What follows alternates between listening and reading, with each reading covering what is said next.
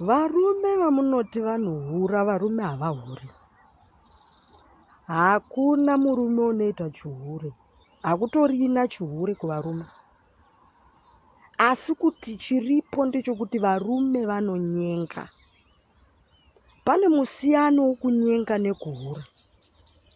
Vakadzi ndo vanohura. Varume vanonyenga. Iwe ukanonyengwa iwe une kodzero dzako dzekubvuma kana kusabvuma.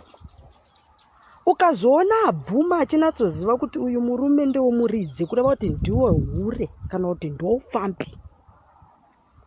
Saka uchazoona kuti vakadzi ndo mahure nekuti anonatsokubvuma murume womuridzi achinatsoziva kuti ava ndibaba Jona, ava ndibaba Timoti, ava ndibaba Eliza. Utonatsokuvabvuma kureva kuti ndo hure hombesa. Varume havahuri zvachose. Vanhu vanongonyenga. Ende varume vanozvigona. Nyange ukafamba murodhika unotoona vakutokukomenda, structure yenyu sisi yakanakisa. Saka iwe kodzero dzako kuti umire uti maita basa mukwasho kana kuti kungoignore. Saka iwe wamira ndiwe hure hombe nokuti ndo zvavari by nature kuti vakomente nekunyenga. Asi iwe kana une 5 cents unofanira kuona kuti uyu wandinyenga uyu murume womuridzi. Handingagoni kutora murume womuridzi.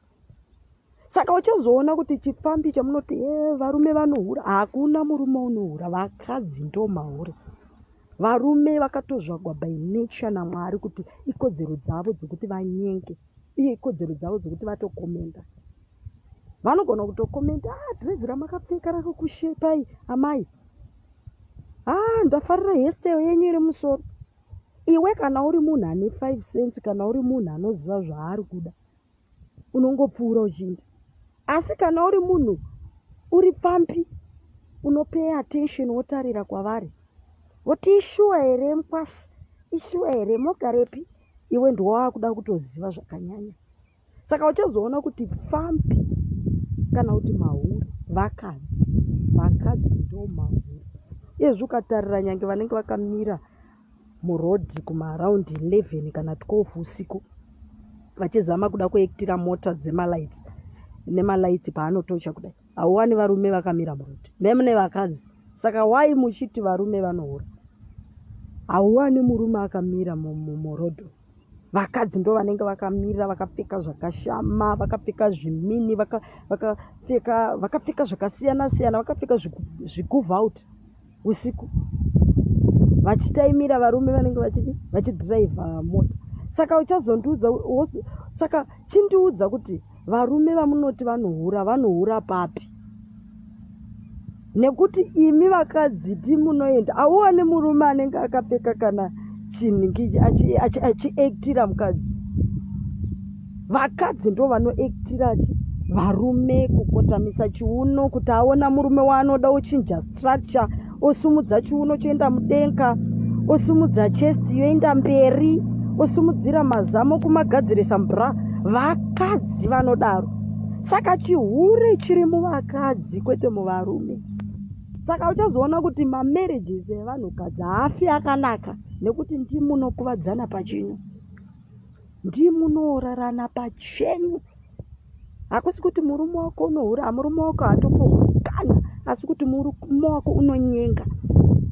Saka kunyenga nekuhura zvinhu tu zvakasiyana, nokuti ukanyenga panobuda maanza tu ekubvumwa kana kurambwa. Saka unogona kungonyenga uchitongorambwa, wogona kukomenda usingatendwi, sezvana anchitaura kuti unogona kukomenda makachena usingatendwi. Vasingatotsamwe varume because ndo zvavari. Vanogona kungotofamba nyange murodhi uchifamba kudai votokudaidzirira, sister makachena, ndo zvavari. Asi ukazoona mukadzi akutarira kwavari, kureva kuti ndo hure hombesa. Saka chihure chiri muvakadzi. Vakadzi ndimi muri kungoororana pachenyu, muchitorerana varume, muchiparadzirana mamarriages, nekuda kwokuti umwe anototi ndoparadza yevamwe nekuti yangu yakaparadza. Saka uchazoona kuti chihure chacho hachifi chakapera zvachose nekuda kwokuti vakadzi ndo mahure emakoko. Ndo mahure emakoko. Anotonatso kubvuma murume womuridzi achinatsoziva kuti baba nhingi ava vane mukadzi wavo ava ari papa, but anoshinga kuvabvuma su.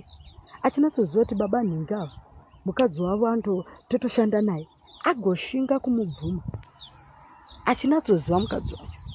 Chihure chiri muvakadzi.